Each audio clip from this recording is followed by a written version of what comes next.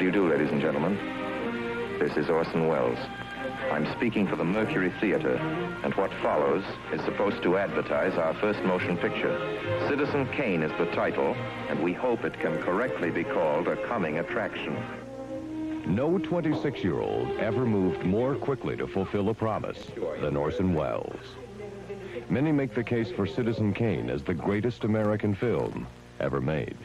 You know, my first picture would never have been made, never in a million years, if the producer had lived in Hollywood, had any knowledge of Hollywood.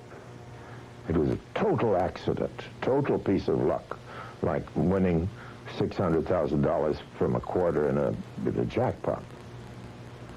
And it couldn't go on, and I knew that. Well, you've been quoted as saying, we live here in Hollywood in a snake pit. Oh, yes. Well, I've always hated Hollywood, but I hate almost everything in the modern world. And Hollywood is simply the most pleasant place to live in left. You've been quoted as saying, I really shouldn't have stayed in this business because it's too ridiculous. I shouldn't have. What should you have done? Well, I had a lot of options open. Everybody does. Anybody who has enough sense to make a movie can make a lot of other things.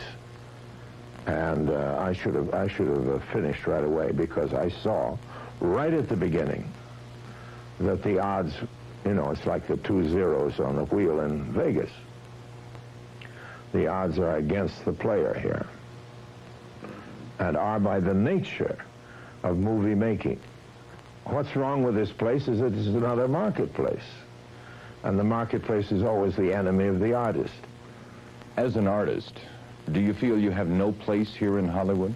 Not no place, but if they don't like what you do, really, I was going to show them that they were wrong. And I have spent the rest of my life showing people, trying to prove that what is said is wrong. And that's been an enormous waste of spirit and of energy.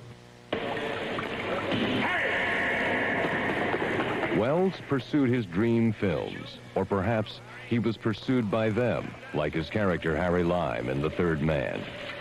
Through most of his life, Hollywood refused to finance his movies, and Orson Welles acknowledged that he never learned the wisdom of compromise. I don't believe there is any wisdom in compromise, unless you're a politician. And to the extent that movies are politics, I don't belong in movies. You're not willing to compromise now? I cannot compromise. When I do something which is compromised, it is it is poorer than a second-rate director's picture. My pictures don't work at all unless they work my way. It's not because I think they're better that way. They simply fall apart unless they're done my way. Orson Welles' personality often seemed like the mirrored hall in his film The Lady from Shanghai. Complex, multifaceted, mercurial. Yet Welles had a simple explanation of who he was. You know, I am a romantic, and I was a romantic in the early 19th century way. I wanted every experience, every kind of thing, and so I went to Hollywood in that spirit, and I should have left in that spirit, because I have wasted my life trying to prove that they, you know, and what I want to be is you know, the black hats and the white hats.